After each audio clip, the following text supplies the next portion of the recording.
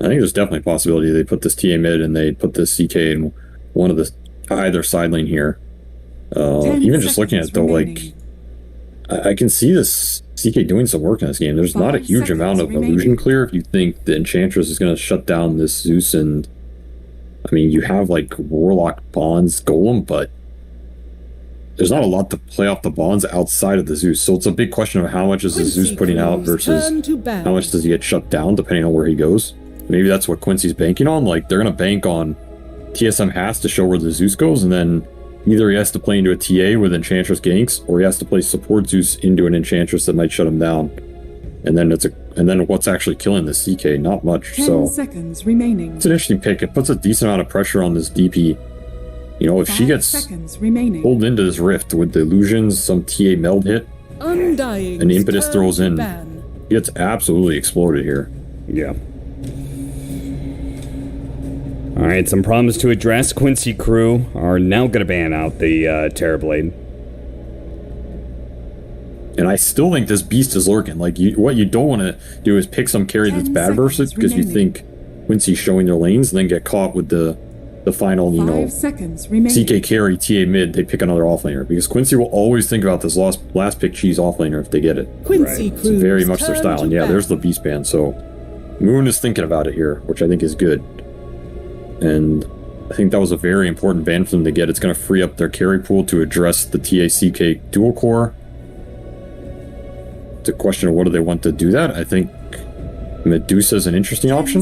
Gives them the AoE, some more BKB control, something to stand the ground here.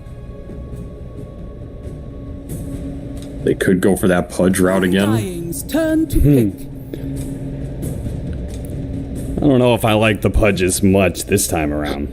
TA, Chaos Knight, that doesn't look like the easiest. There's Alchemist too, but I don't know how confident you are in securing the 10 seconds remaining. It's part of the map this game. Whatever it is, it's got to deal with an intense amount of physical damage, and Alchemist, you know, can build up the pretty quick AC considering how fast he farms, so... I mean, the output, it makes some sense to me, you know, like, it works well with what they want to do. It's just a question of... I'm just not sure who they're setting this offlane and who they're setting mid, right? Is it Zeus mid DP off with the DP Tusk? Or is there some potential of, like, a Tusk core coming out here, spicing it up? Either way, it's going to be whatever they feel can secure this Alex side of the map, because Quincy has a decent opportunity to invade here.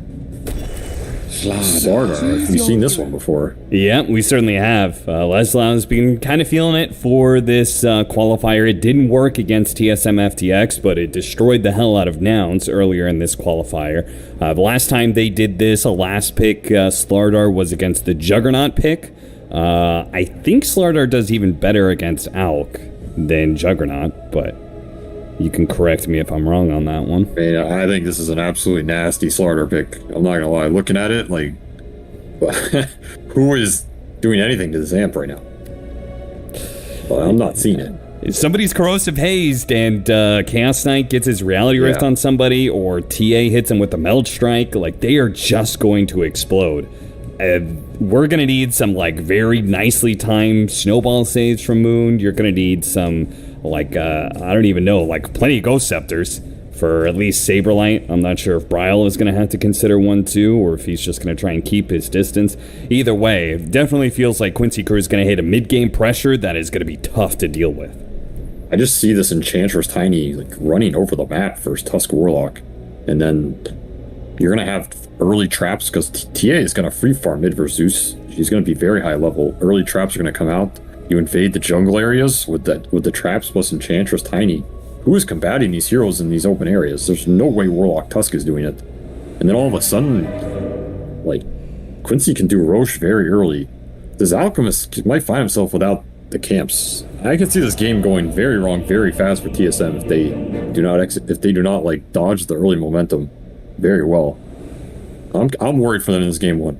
I also think TSM's a team that they sometimes just drop game one, like it happened in the Quincy series before, where the game one was rough, and then Moon's like, all right, I learned what I need to learn, we make the adjustments, and then game 2 and 3 look very different.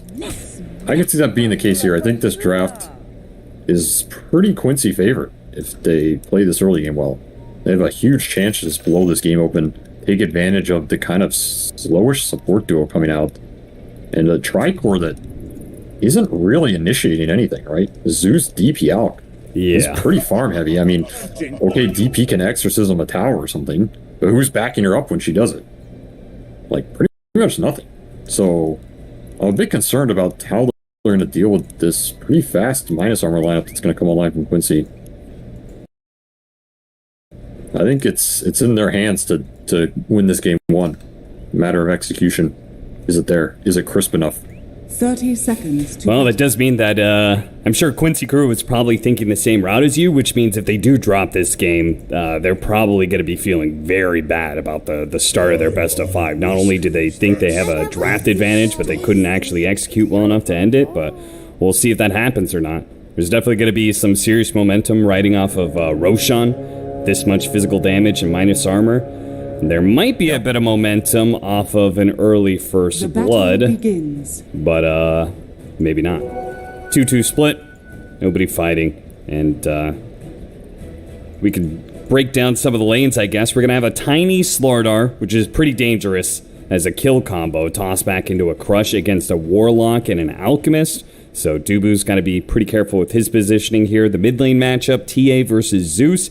And bottom, we've got a Chaos Knight Enchantress against the Tusk Death Prophet. How do you think TA, I mean, you already talked about it a little bit. You like TA versus Zeus, right? Yeah, the more I see this, the more I like it. I think it's not so much about the lane, it's just about that mid-game. Like, you have vision for the Zeus, which is a huge thing for your team to jump him. Your refraction blocks so much of his, discrete burst damage that comes in chunks. It's just a very nice interaction. I think the way the timings match up, you have a big window to abuse this Aegis and take over the map. So for me, this is like not really about the lane. It's just about getting TA to her thing, which Zeus can't really stop. And I think Quinn's going to be feeling pretty good about it. Like, you stack up the triangle for this TA. Is Zeus contesting an Ancient stack or something? Not really. It's just not the hero's MO. Right. And so I think it's kind of like outgreeding the greed that is this pure damage-oriented Zeus hero.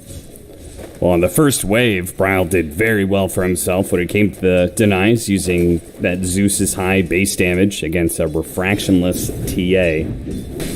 But looks like the top lane, Equilibrium, did get pulled back. I'm going to assume Mojo probably did some pulling behind the tower or something to get it to this position. I think it's just bonds. I mean, this is a pure shove lane. Warlock, Alchemist, at some point you're going to be bondsing them up, pushing them in with Acid Spray. You definitely want to try and get as many pulls and stacks off as you can. Early kill, the impetus.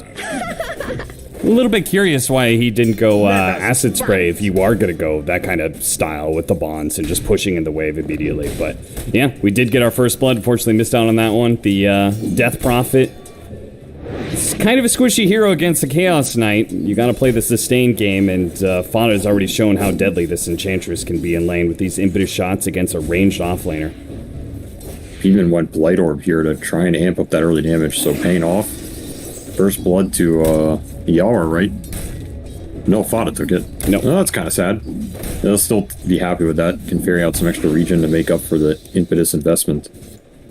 I think this is the point where the DP can get killed past level 3. This lane's probably going to be pretty self-sustaining for him. So if they can get the early pressure going, it bodes well for CK to be able to stay here longer and maybe even pressure the DP later on with like a good edge creeper sling. Right.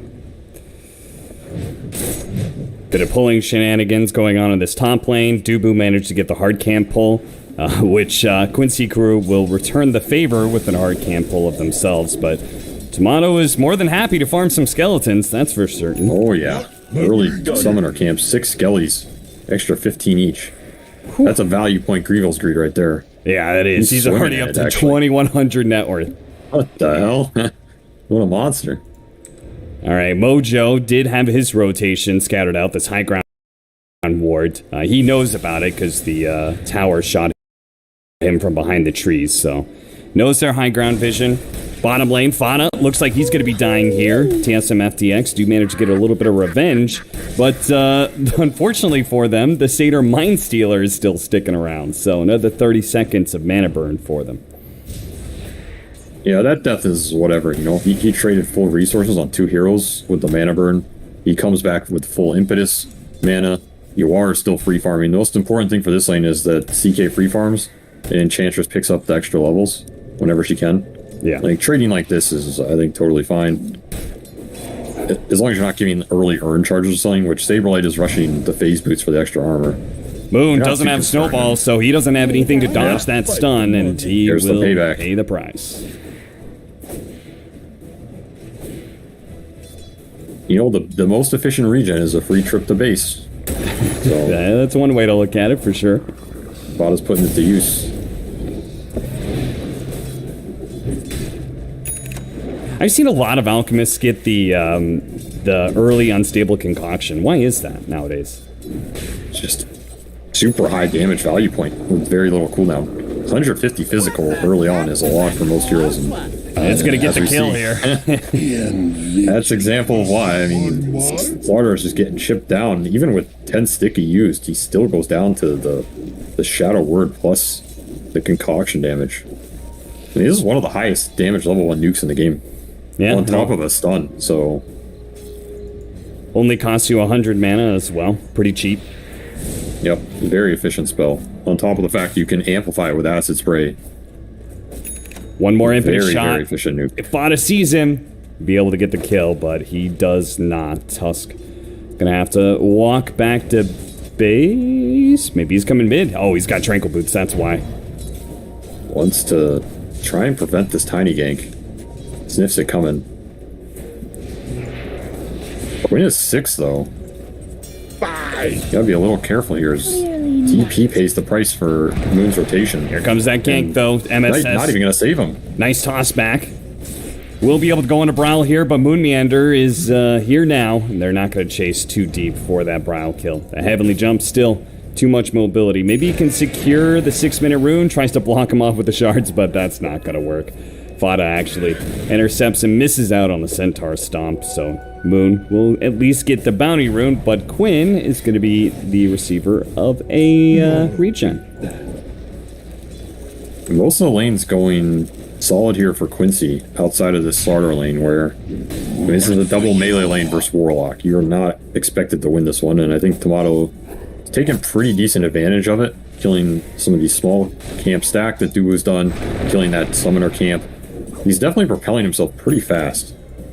And he's going to have to do some heavy lifting this game. I do not think this is a game where you can just AFK as Alec until 3 or 4 items and you're unstoppable. He's probably going to have to fight somewhere around that Radiance BKB.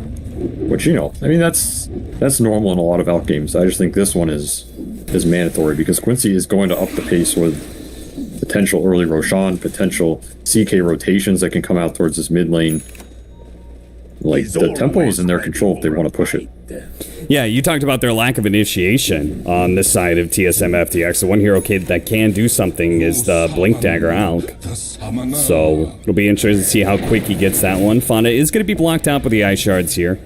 Ooh, TP bottom. It's going to take a lot, and looks like the slowdown. The Warpine Raider hit Saberlight, slowed him down just enough. Nothing's going to come of that rotation. They really want to use this exorcism. That's why Duve is here. Yep. To try and help Saberlight push the tower. This is like that one combination, you know, they don't have great initiative on the lanes in terms of playmaking. It's pretty much this exorcism pushing an objective with the supports behind him. If they feel like it's enough, they can force it. And Quincy crew seem to be accepting of this upcoming push and instead are just trying to pressure the Alchemist. Top tower is under attack. Yeah, a decent trade-off if you actually stop him farming some camps. Quinn's stealing some of his jungle. Well, it's Lau cutting the wave top, so he'll get decent pressure on the tower here. Mask of Madness completed. Oh, who runs right into CK your rotation. A kind of weird rotation you're not expecting. He worked his way back from this safe lane through the jungle and then rotated for the 8-minute power rune. Finds a free kill on the Zeus. Great setup. It makes sense. I mean, he doesn't want to stay bottom alone versus this exorcism push that's coming through. He knew the support's TP'd bottom. This is a free rotation mid for him. Gets a good kill into a double. A double damage for Quinn plus the chain set of MSS, and looks like they're going to be getting a mid tower, so they will get the better of this trade-off, right? Mid tower is much more valuable than that safe lane one. Yeah, this is the tempo Quincy can control right now. Like, they can collapse early with this Enchantress strength. their CK easily willing to join these types of fights. He's a great hero to do it. Meanwhile, Laslao gets top for free, so very little invested for another tier 1. Has fallen. Full jungle access opened up. And And now this is the portion of the game. Alright, you got your tower with Exorcism. What happens after this for TSM? They don't have a huge amount of moves they can make. They don't have super easy ways to kick Quincy out of their jungle unless they invest heavily in doing so. This is where Quincy can really take more resources off the map. I mean, look at how far Yawar is up right now. 9 minutes. He's farming the enemy mid-hard camp. Yeah, you're Very almost never aggressive going to see a carry somewhere in that position. And Leslau's acting as a semi-carry right here with his Mask of Madness build, just continuing to farm between lanes and jungle camps. And you already know where TA is going to be resting half the game in that triangle, farming up Ancients whenever she can. Is going to be rushing out the Blink Dagger as opposed to the Deso, which is kind of interesting. The Deso would obviously give them even faster Roshan potential, but maybe they already have enough of that. Yeah, they have a decent amount. The Blink can do some serious damage here. If he plays with Enchantress on the traps, they're gonna destroy supports, destroy the Zeus.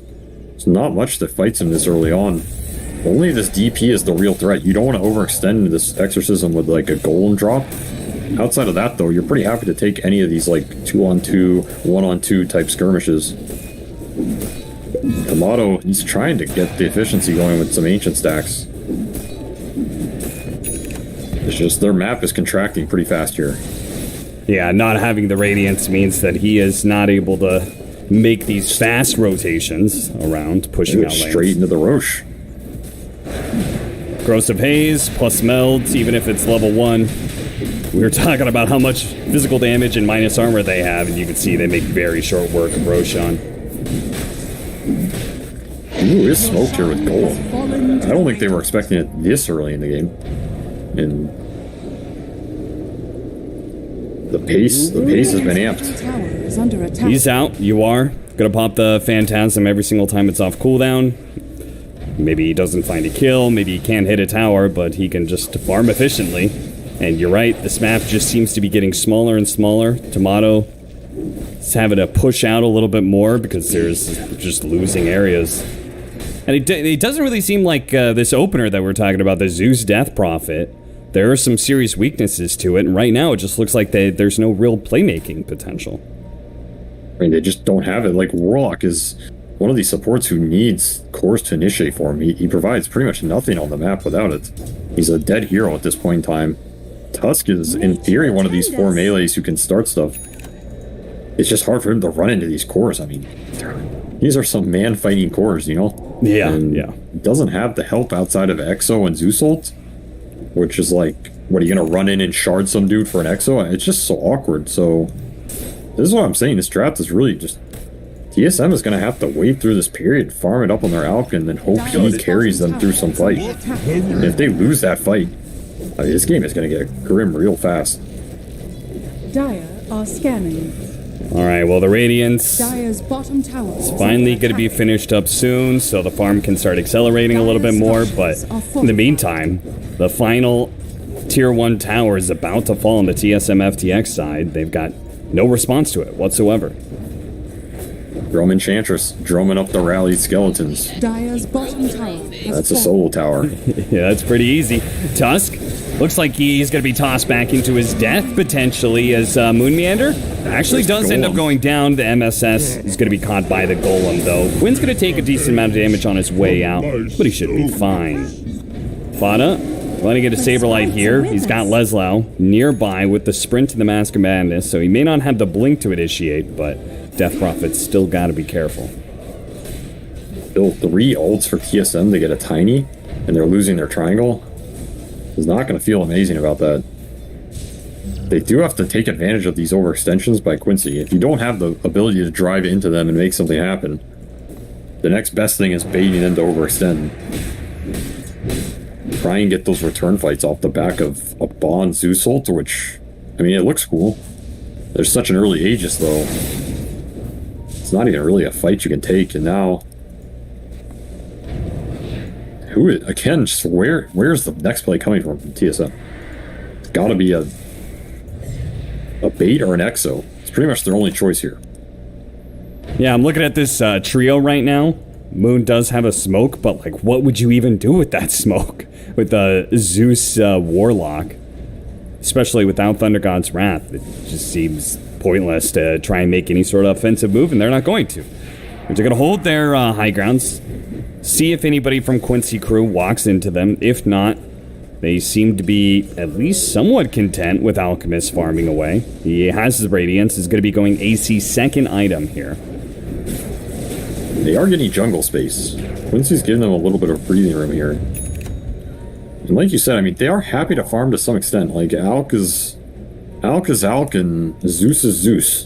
And they're very good heroes for farming it up and doing a lot with the net worth they get. I mean, the damage output is still going to be significant. So if Quincy does overextend at some point into a bad fight, it can turn this game around very fast.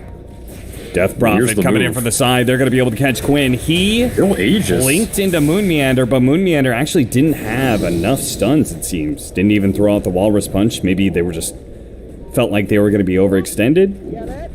Yeah, I don't think that's the fight, and I think Moon is right. Like, you're going to kill TA Aegis, he respawns, you still don't have Golem. Is that a fight you really want? It just sounds terrible, so instead choosing to maybe bait Quincy around and try and go for the other side of the map here. This is a good find if they look for it.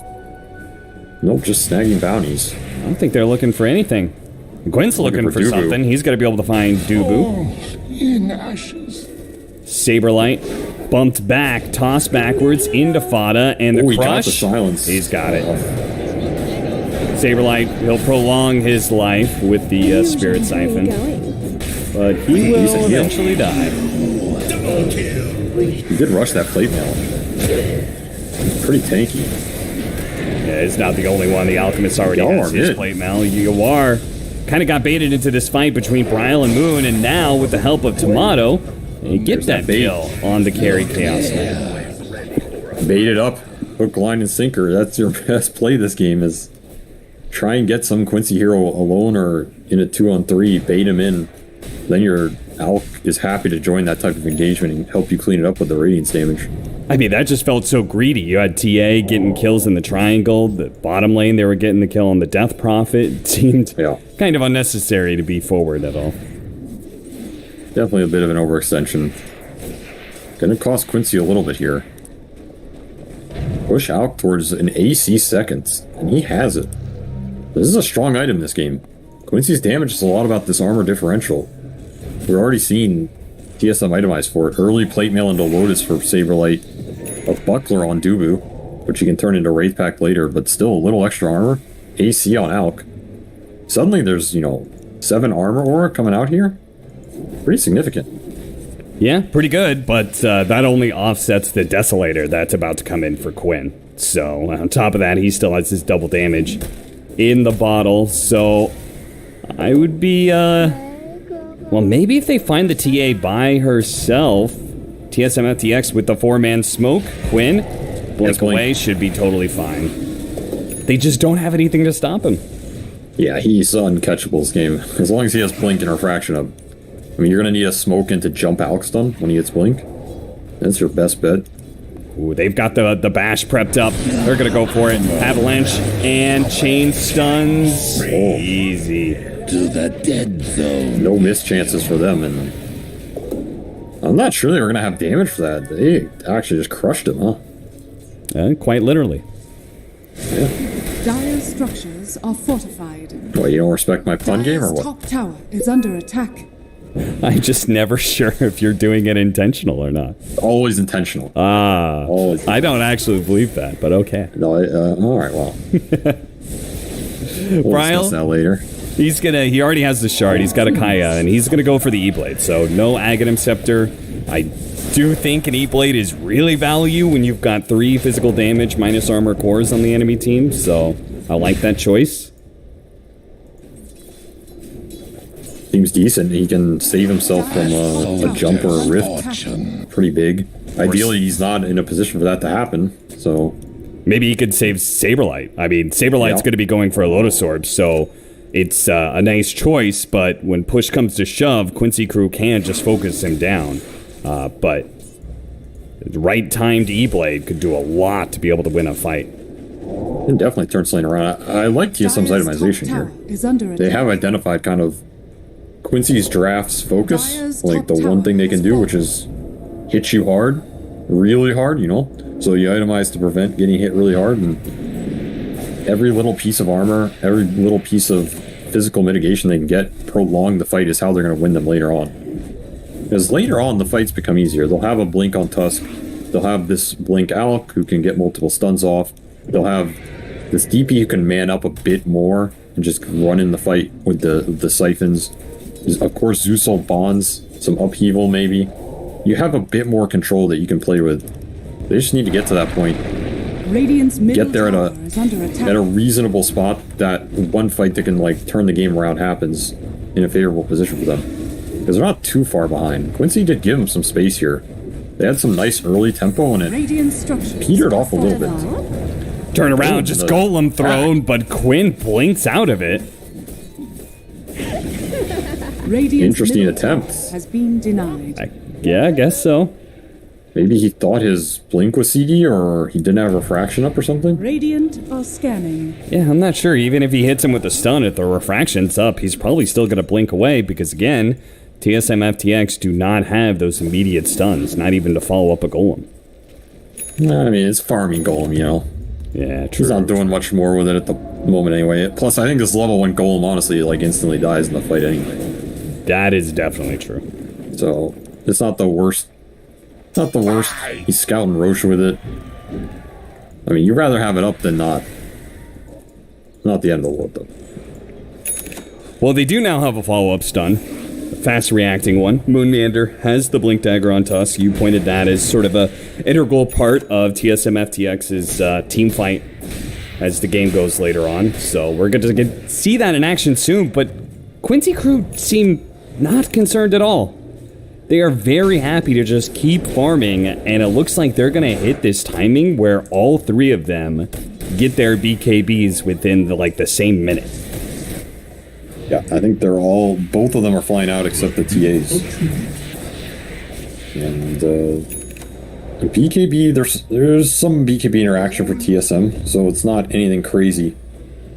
Still, very strong timing it's going to come out for them, and preventing a lot of the Zeus damage, and more importantly, debuffing that bonds. That's the annoying thing for Warlock. Spell immunity and debuffs, or dispels, really just hinder this hero. It's one of the biggest downsides. That's why we saw like Legion Abaddon picked up a lot when he was popular. If you remove bonds, what is this hero offering? Right, yeah. Almost nothing. I think Upheaval will be good in this game way later on. They can hold their ground. And right now, it's not doing anything. So, it's a bonds or bust. Like you said, triple BKB. You don't even get the chance.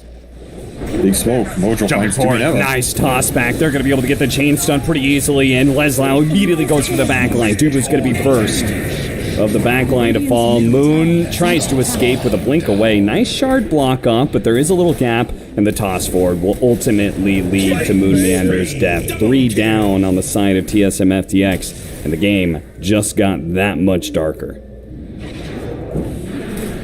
I mean, it's pretty much the easiest jump of Mojo's life. He's just going in, stunning multiple heroes. The second that happens, the BKBs get popped, and the team fight's pretty much over. Alp gets insta-popped like a pinata. I don't even think he existed for more than 3 seconds. AC or not. He is just not survivable at all versus minus armor. And there's not much that's helping him. Even if you snowball him there and reset the fight a little, he still just can't man-fight these 3 cores. Trying to catch Quinn, but he got a fresh refraction off, so not going to do anything. Blink away, Tomato's going to stun himself. Fortunately for him, Quincy crew is all backed off to farm up neutrals, push out some of the side lanes, and get map control again after doing Roshan. They did give the shard to TA, so watch for that trap silence. Could be really effective against some of these heroes, the Tusk and Zeus in particular. Hour of Templar Assassin, you get that second Roche early. I mean, they did the first one so early. This is an insanely early shard for her. There's just so much free net worth, honestly. It's hard to fight. And TSM won a fight. They're getting multi-trapped. they just can't really start it. Yeah, they want to fight because, I mean, the game's not going to get better for them, Dire's right? bottom tower is under attack. Try here. The initiation goes out. They do have the counter initiation to be able to save Saberlight. Inside the snowball, Dubu's going to die as you are just rallies him with a bunch of How fantastic strong is Death solutions. Prophet? Look at that. The Death Prophet Not at just all. gets popped so quickly. As soon as they turn their attention onto the Death Prophet, she just Dire's middle explodes. tower is Too under much minus attack. armor, too much physical damage. And Moon isn't actually out of here. Blinks away. Avalanche doesn't catch Brawl either, so they do not lose anybody there. Tomato's going to go for it. Dire's middle tower is under Very interesting. The fact that they're opting to fight into the 5-mana Quincy crew, even with an Aegis, even chasing after the Aegis. There's no way Tomato's strong enough to be able to deal with this. Now the stun. They caught the Zeus. They get the silence in there as well. The E-Blade once again Nice bailing them out. spawns. And then really nice spawns is going to be able to burn through Yawar. Yawar's just going to fight to the shredded. death. Quinn is also going to get shredded here. Tomato might just be the strongest hero in this game now as he's going to turn. Spada's finished up. The stun gets Save the thrown. stun for Quinn is going to die a second time. What a turn from TSM FTX. That looked like a disaster in the making, and somehow they managed to turn it all around. No BKBs. That's the secret. If they overextend, I mean, no BKBs on 3 cores, you're fighting into this Radiant's top bonds. He tower gets it is on under 4 attack. heroes with Acid Spray, Arc Lightnings, and the Radiance Burn going to work. Alec is survivable enough he can take that fight if Slardar doesn't feel like he can man up. Suddenly, Quincy find themselves stuck in a world of pain. That might be the one fight that turns this game around. Radiant's If they middle get a tower couple, is if they get under 1 or 2 attack. more of those without the Quincy Radiant BKBs, structures are fortified. suddenly you're looking at a different situation where if DP's survivable enough, if Alec's survivable enough, Radiant's middle don't tower underestimate is this fallen. late game lineup. It's a Zeus team. We know what this Zeus can do. Yeah, we've seen it a couple times. E-Blade immediately paying off. Now he's going to start working towards an Aghanim Scepter. Quincy crew, I mean, they shouldn't be too concerned about that last fight, right? They're like, okay, just have to make sure we have BKBs up. And don't get, like, the full team fatal bonded. That probably Yes. would help. That will do a decent amount towards helping them win a fight.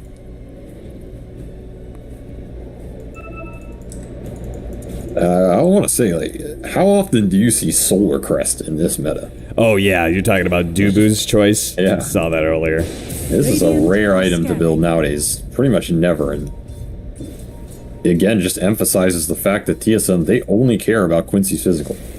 Yep. Like, they don't care about anything else except keeping their cores alive versus physical damage. Every little bit they can get, even Talisman Rush on this Death Prophet that'll go into the Halberd. Do you think the fact that Quincy Crew's lineup is one-dimensional in that fact that it will cost them going late game? Because all 3 of these heroes do scale, but it's all the same kind of damage. It definitely makes it hard late game, I think. I think these types of lineups tend to eventually fall off. Just because items are so powerful and, you know, you understand what they want to do and it makes it very simple. Every physical detriment you add to the table is just worth that much more, you know? Right. And whereas Quincy, they have to think about a lot more stuff. They have to think about this Bonds Dispel, the Zeus magic damage, the DP hybrid with the Exorcism and the Siphons, Alec physical burst with the Tusk tag team. Like, it's a lot of random stuff they have to think about and not as straightforward. So it just makes your idea of how to play the fights cohesive, and that's why a lot of times teams opt for multiple sources of damage. The strength of these Quincy lineups is it's like a spearhead. You're very focused, and if you ramp it up and drive it home, it's incredibly powerful and synergistic in terms of bursting a single hero and taking the numbers fight. Yeah, like they That's where did. the snowball save is super huge too. Yeah. Anything to be able to reset these fights. Yawar is going to be going for a nullifier, so we will try and counteract these Ghost Scepters and E-Blades and such. Tier 3 items, so both teams are going to take a bit of a breather to farm that up. But I'm expecting to see some action sometime soon. An Abyssal Blade complete for Tomato. They have a pipe on the Enchantress, so Fana actually getting really farmed. He had the Force Staff early with the drums. Now a full-out pipe as well. Leslie almost has an AC of his own, so they're going to be able to offset Tomato's advantage that he got super early. I think Quincy needs to get to their next round of items here. Like you said, that AC, maybe another damage item on TA even. I think it's actually pretty scary to fight into this TSM lineup now, in terms of going on them. I think the Golem drop plus some Snowball save, he has a Ghost Scepter on Tusk, is enough time bought for this Alk and Zeus to, you know, wait out the BKBs. It's a lot about the jump. Like, Quincy really wants the vision in this game. They want to play on the traps, play on the wards.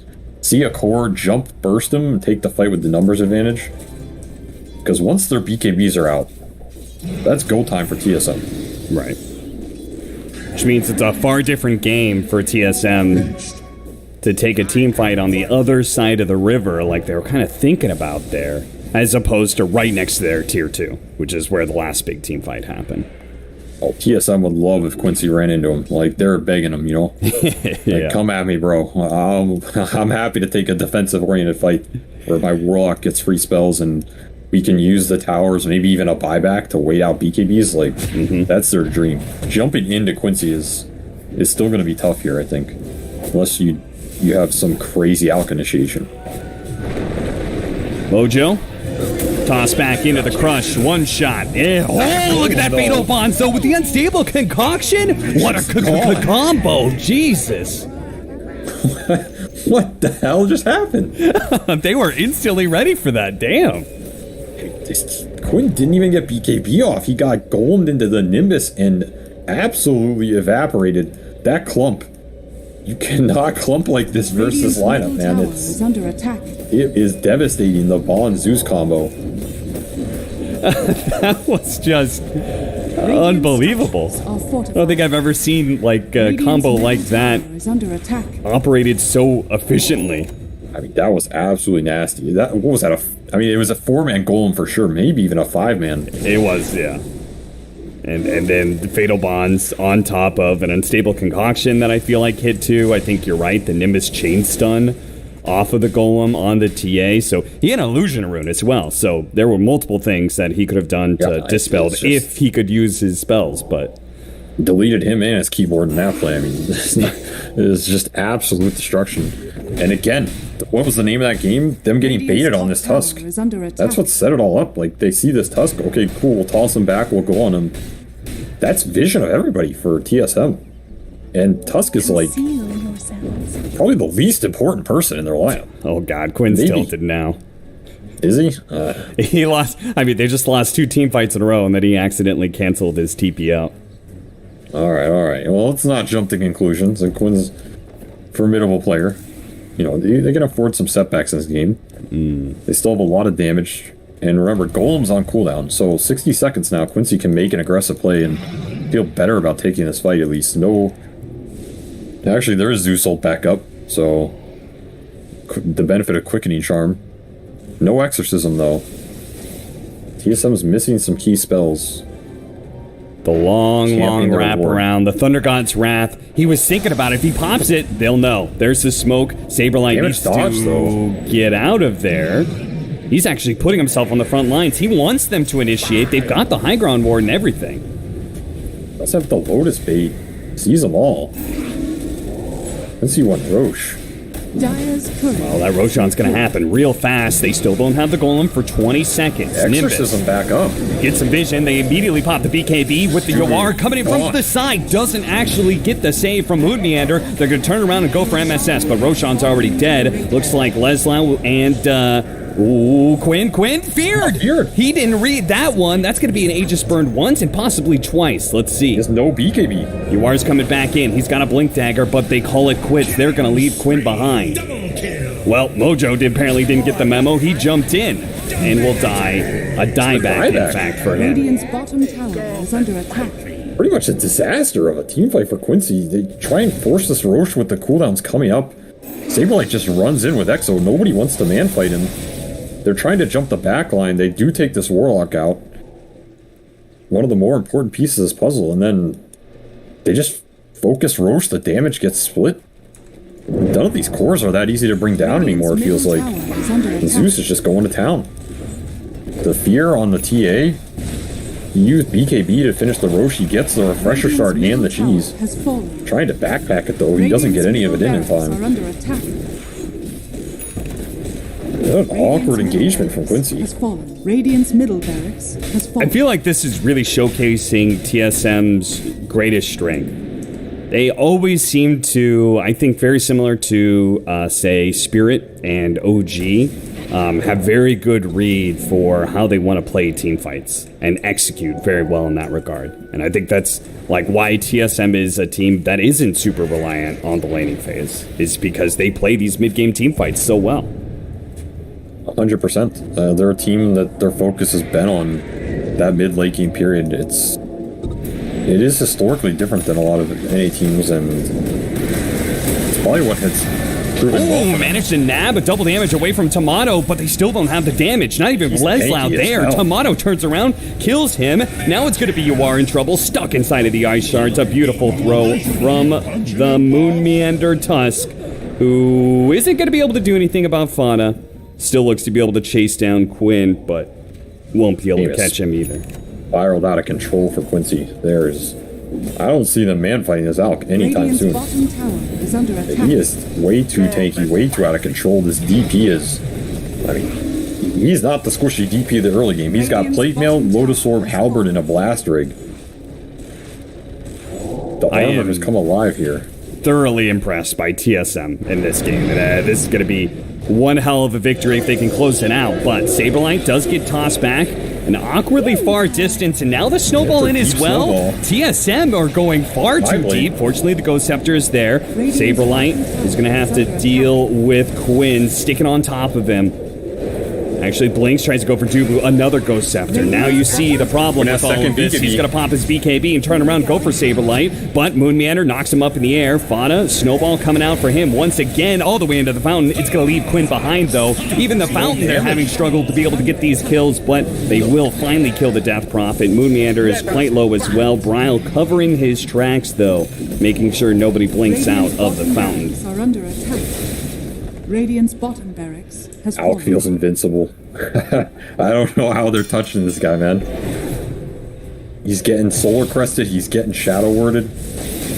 There's random dispels and Nimbus flying out. It's just Quincy cannot focus a single target, bring him down, and get the numbers fight they want with all the disruption that's happening in the fight. Yeah. Meanwhile, they're just getting bonds at the end of their BKBs and destroyed by Zeus. Quinn had 2 BKBs that fight off the refresher shard, and it still didn't feel like enough. Still has that cheese. Is close to the MKB that he's been working at for a while. Scotty now complete. Another big upgrade in stats. We also have level 25 coming in soon, so the plus 50 chemical rage regeneration is what most people go. Zeusel trying to find a target for this Alk stun. Quincy bailed the hell out of there. Oh, he goes for movement speed this time. Oh, he did. Why though? I guess he just feels invincible. Yeah, I mean, if you're just ending the game, surely the movement speed isn't that valuable, right? Where do you need to run to? The one interesting thing about it is you can sell boots and feel a lot more comfortable. Oh, because between this talent and the Swift Blink, when he blinks in, he's basically hasted without boots, which means he gets another slot while keeping haste and move speed. So that part of it makes sense to me. Like, if you're not worried about getting bursted or killed, I mean, I don't think Quincy has tried to even focus him in a long time. Radiant's top may as well just deal more damage, which is basically what this talent ends up doing. Yeah, no, that does make sense. Radiant's top tower has fallen. I mean, this is a scary 6-slot out. He's got 4,000 HP, Scotty, Swift Blink, Paladin Sword on top. Radiant's they need a couple MKBs here, quick. Quinn has 1. That's about it, though.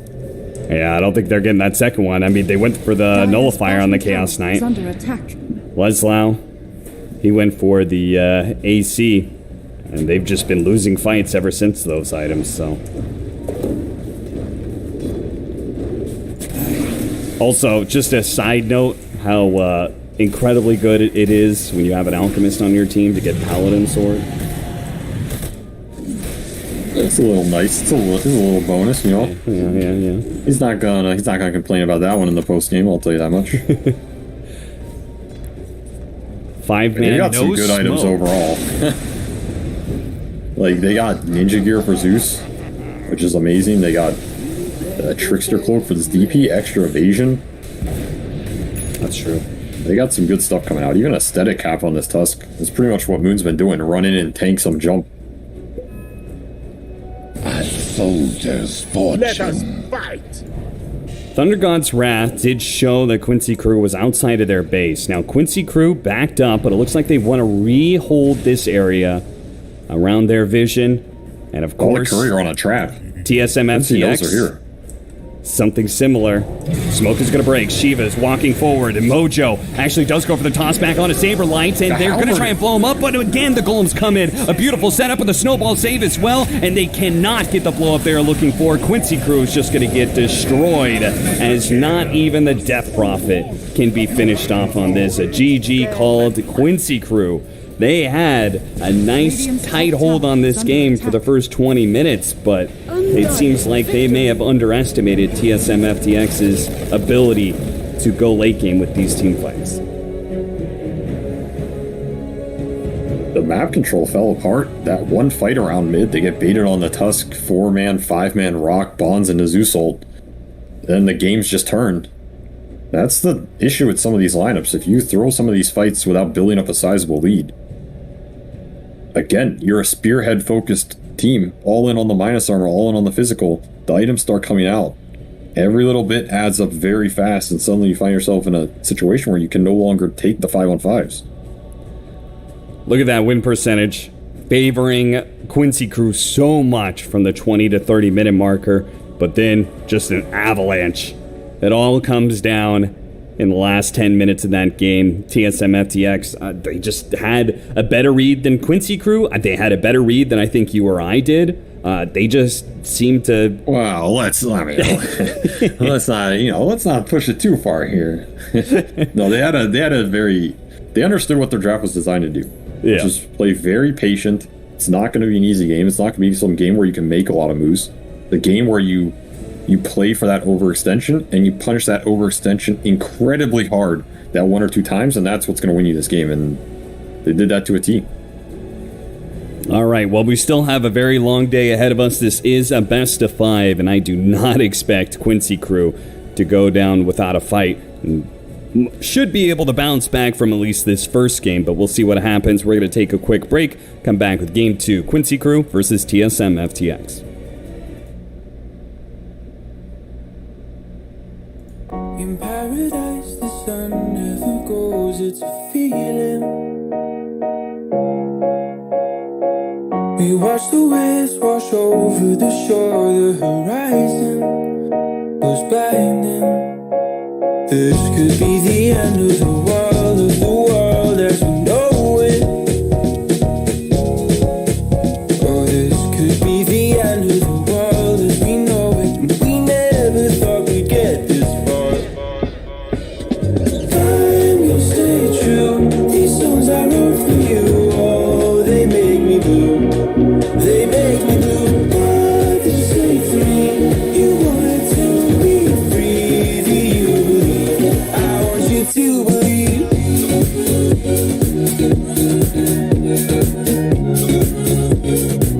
I want you to believe.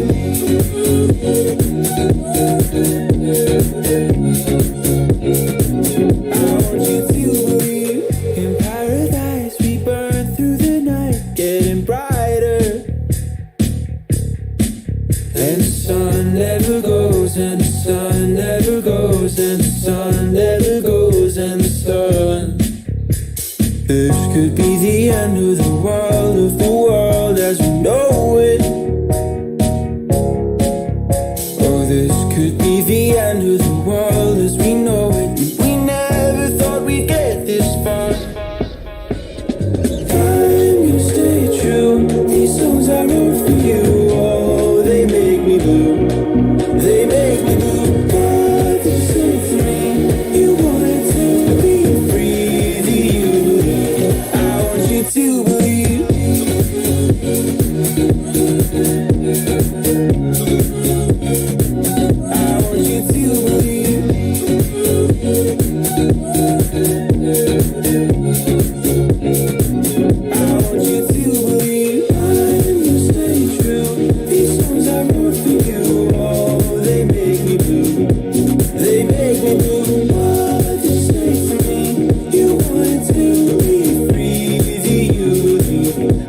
you to believe.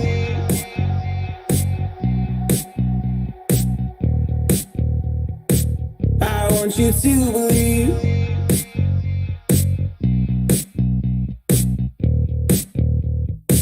I want you to believe.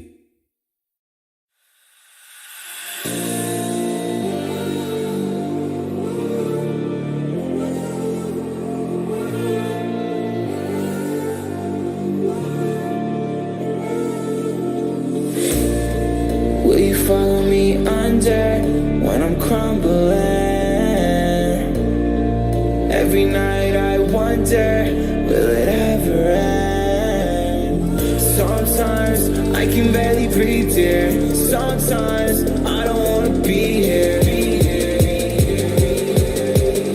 Sometimes I don't wanna be here.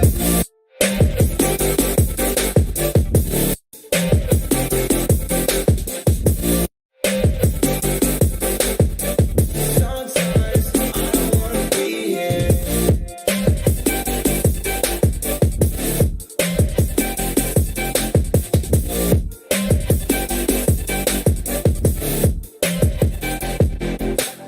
Fear is always bothering me. I'm leaving, but they follow me.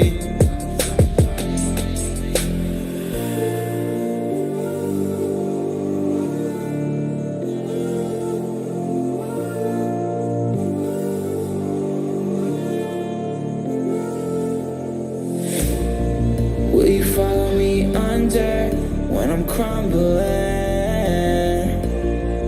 Every night I wonder, will it ever end? Sometimes I can barely breathe, dear. Sometimes I don't wanna be here. Sometimes I don't wanna be here. Will you follow me under? Sometimes I don't wanna be here. Sometimes I don't wanna be here.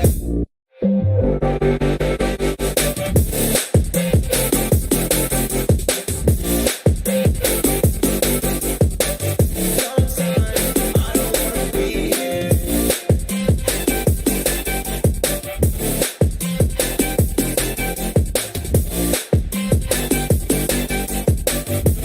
I don't wanna be here.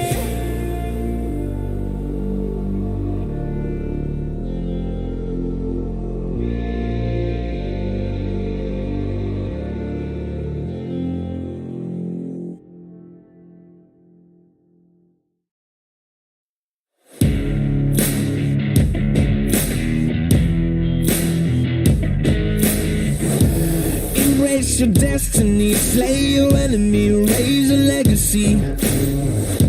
No more apologies, trust your abilities, gather the energies. Pull yourself back together and staying off track forever. Child of the nation, you seek redemption, time for salvation. Today is meant to be day of victory, time for history. Rebirth's a tendency, fight the entropy, channel your rivalry. You're praying for fortune to come, you're hearing the sound of the drums. It's too late to backtrack, go pack your bag now, keep your feet on the road and stand up. You've got what it takes to fight back. Don't stop until you black out, out. Stand up, you've got what it takes to fight back. Don't stop until you black out. Give what you got, show them how to make a miracle. Stand up, you've got what it takes to fight back. Don't stop until you black out.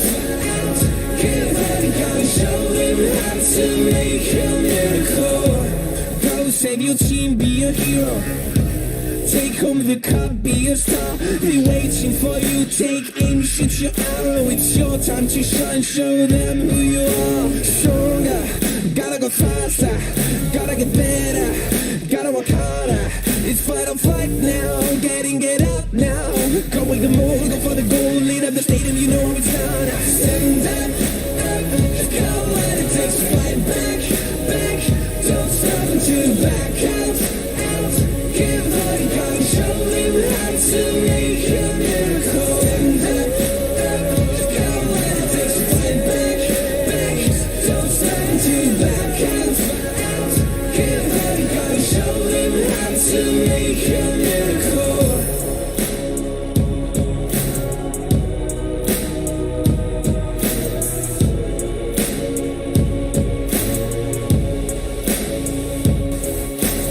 Stand up, you've got what it takes to fight back.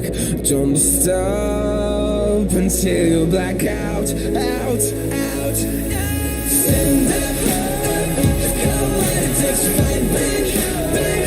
Don't stop until you black out. Give all you got, show him how to make a miracle. Stand up, you've got what it takes to fight back. Don't stop until you back out. Give all you got, show him how to make a miracle.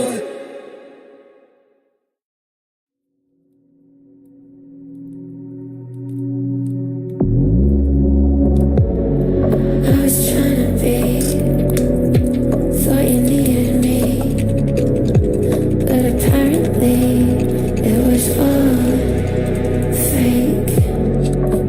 False intention, preconception.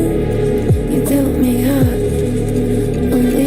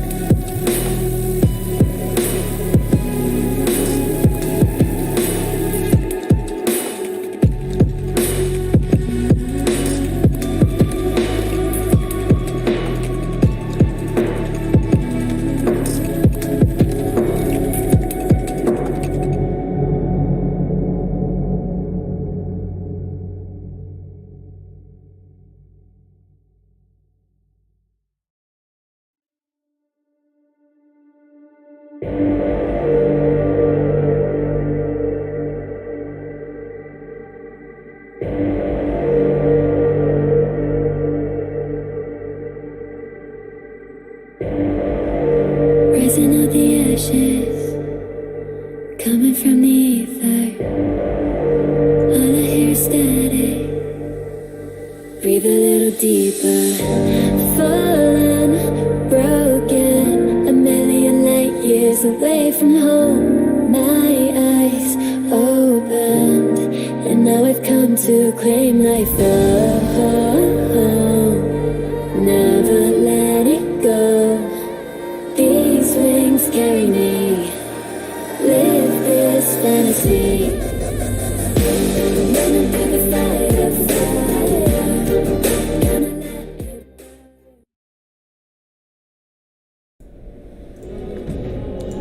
it. As Game 2 begins for this Best of 5 Grand Finals for the ESL 1 Malaysia North American Qualifier, Quincy crew is currently in debt.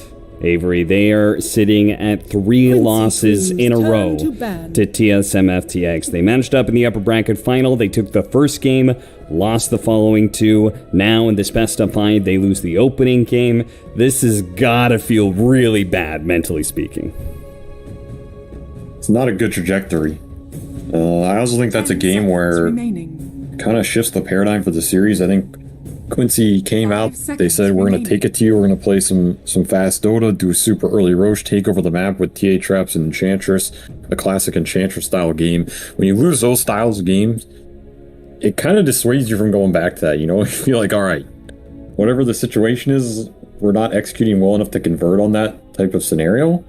And I think a lot of times that happens, teams tend to go back towards the heavier team fight, heavier scale, that they feel more comfortable. All right, we're just going to be able to win the fights later and, you know, out-team fight them. So I would be very surprised if Quincy go back to this Enchantress-style lineup. I would lean they're going to go more towards 10 seconds remaining. Quincy a harder carry for your War, plus maybe one back to, like, the Spirit fight starters for Quinn. Yeah. I mean, he was definitely feeling himself earlier today on the puck. Of course, that was like 4 hours ago at this point, thanks to the long break we have between series. 10 seconds remaining. Quincy crew with the first pick. They've got no Zeus available, but there is Tiny, Puck, no Marcy. Dawnbreaker feels like she's fallen out of favor for that first pick area. It's Razor. There's some scale and flexible laning from first pick, which is always nice. Interesting to see this Warlock banned as well. I mean, I guess they just felt like Warlock was too big of a problem, and it felt like he was. I don't know if this hero's first phase ban worthy. Maybe they're having issues getting lanes versus it. Maybe it's also if Mojo's going to always be on a melee 4 hero, they feel like the Warlock's too lane security. And there's just this Furion mix, Furion Tiny. So there is a Puck response option. I just don't know if Quincy want to pick Puck into Furion Tiny. That seems a bit greedy. Yeah. It feels a bit more likely that they would just grab their 4 position here. But, I mean, I guess they were willing to open up 2 cores last series as well. And you know, I mean, they're back to playing against Furion, which was giving them problems earlier. I don't know if they found a super amazing solution to it. They want the 4, there's like Earth Spear or something. Winter Wyvern. Alright, Wyvern, I like that. I think this hero's strong, and I think it gives you some extra lane shove. A mobile support versus Furion that he can't really like solo kill too easily on the map. And then, you know, TSM, they've already shown some physical with this Furion Tiny coming out. Tiny, if he's support, is mostly magical, but Wyvern's happy to play into that hero with the Arctic Burn and like the counter initiation, so I think it's a decent pick. Decent pick. You can always go mid too.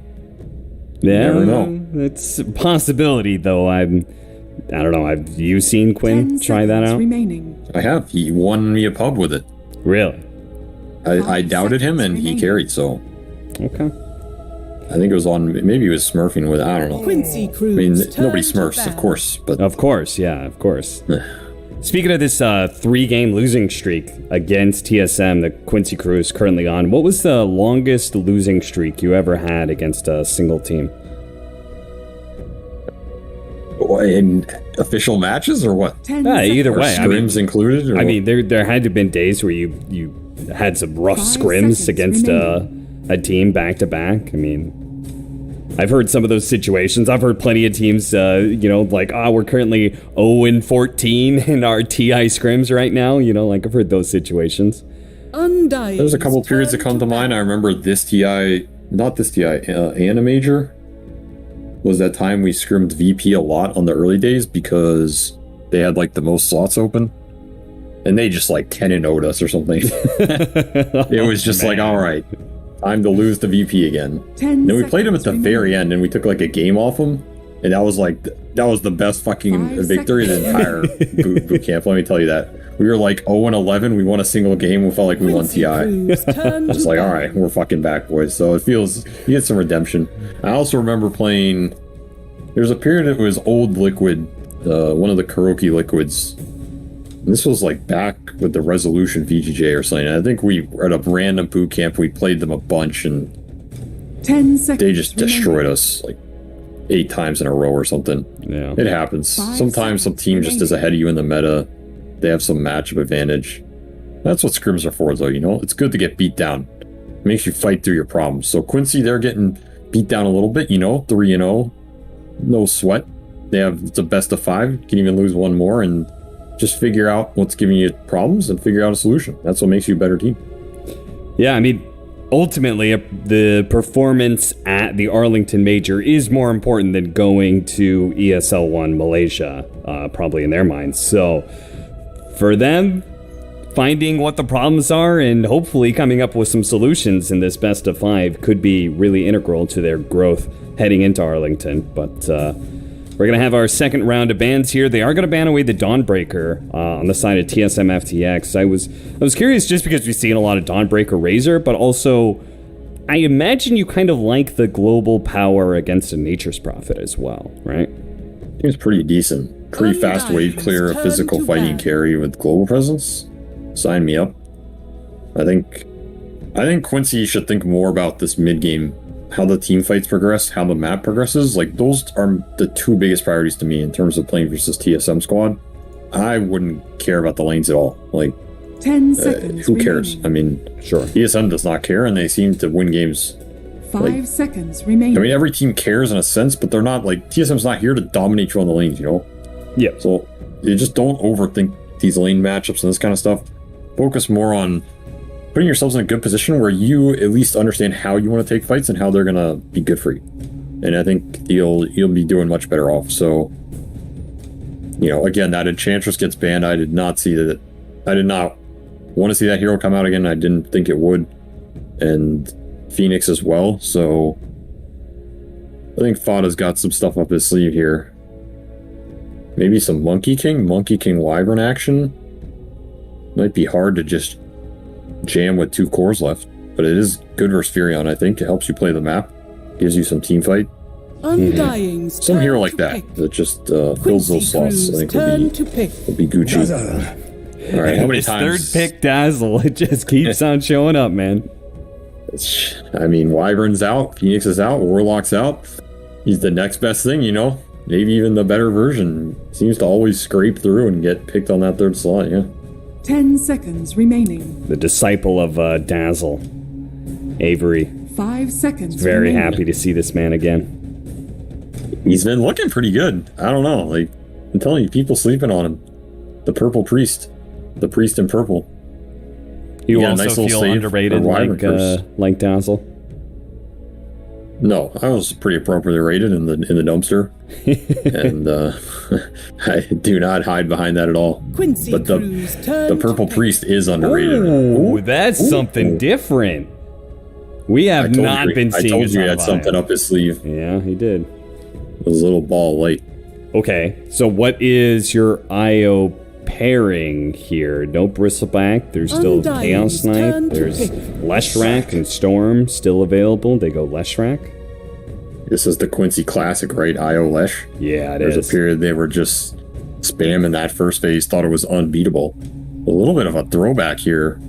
Pretty interesting to go for it versus what TSM's showing, which is a mainly like physical fight you type lineup, which traditionally Leshrac suffers versus in some sense, like these types of Drow Ranger heroes, if you think about it, like some long range physical that he has to gap close with no armor. It's an interesting idea. IO obviously changes the presence of the hero a lot. Helps him fight through a lot of that early game and get him to his later items where, honestly, IO Lesh late game probably doesn't care about anything. Just an absolute monster. So, again, I like this because I think it's giving them abilities to play the map with the reload, and then giving them a bit more robustness, I'll use it here, in terms of the late game scaling, making them feel more comfortable, you know? They're not on a timer or anything. Yeah. Well, it is going to be a very run-and-chew lineup. Leshrac and Razor like to be able to just get on top of heroes and stick in the middle of fights. So, what does TSM FTX do to respond to that? Invoker comes to mind. Just any sort of disengage, right? Yeah, anything that's hard to run into that's going to dissuade the Slash, getting mana burn, getting stunned up. Quincy Ember Cruz, Spirit, these turn types to of heroes. And yeah, that one was just that was a gimme, I think. Because TSM love this Invoker Lesh matchup. They used to pick it versus us all the time. They really like this Quasflex Invoker in general. It's not a super popular hero right now, which is why it kind of fell off. Remaining. In a game like this, though, where you want a Vessel Buyer for the IO, you want some early disruption for the two cores that want to run at you. It looks pretty juicy. Bryle's happy to pick this up. Do we have an idea where this Razor is going yet? Are you leaning one way or the other? Generally, Quincy would prefer not to send him versus Furion. The problem is they're not going to see, so they're not going to have a choice too much. If you can't choose, would you rather downgrade the Furion or the Razor then? Or just say, okay, just make it a 3? Then really again, depends on what you're pairing him with, I think. Quincy Cruz. Yeah, because you... Go ahead. Well, I was just going to say that I think there are more offlaners that pair with IO. At least left in the pool. Yes. I mean, you could take like a Legion here or something. Mm-hmm. You get the Dispel for the poison, fights the Fury on the lane, Dispel for Invoker. Seems pretty nice. Remaining. And that Legion IO is really strong. I wouldn't mind seeing that at all. And I think that you're happy to play that game because Legion, like, then you're Tricore scaling really hard. You have the Wyvern backup, the IOs pumping up these heroes. They're going to ban Razor or Void. I think you just played the carry Razor and you pick something that makes this carry Furion dissuading. Like, they'll throw the Furion in the offlane and pick another carry. I think I would lean towards that, personally. It's up to them. It's up to them, though. It's always up to the players, you know? What are they more comfortable with? What are they more confident with? Maybe Fada has a specific vision for the game. He feels like he needs more pickoff or more team fight or something. 5 seconds remaining. Undying's turn to pick. Admiral Kunkka. The Kunkka. A little bit of both. So, do you think that this Kunkka is going mid against the Invoker and they're doing side lane or carry Leshrac? Or That's is this what carry? It looks like. I can see a world where they just want this Kunkka Invoker matchup. They want to dodge the annoying presence he's going to bring in that mid lane. And then just play the side lane cores here with the 2 sustainers. It's definitely a possibility. I can also see a world where they try and force the Kunkka side lane matchup versus Nature's. I think that just gets like super awkward in lane dodging, and then TSM's happy to have this Invoker mid.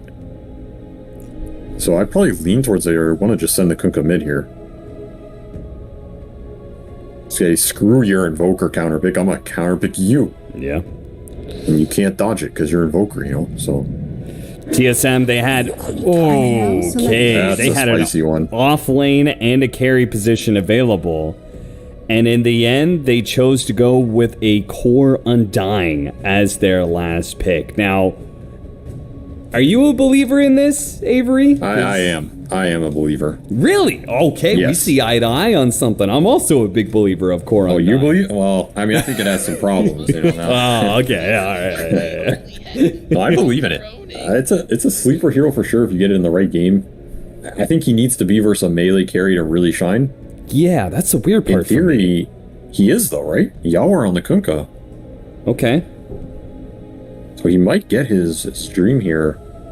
I think the rest of the lineup's pretty awkward for him, like Razor Lesh with a mobility IO with some extra attack speed, and then a Wyvern with percent burn. That's not looking great to me. But this hero's pretty strong. If he has a good lane, he gets to like, you know, fast Echo Saber +1 or whatever you want to go on this hero these days.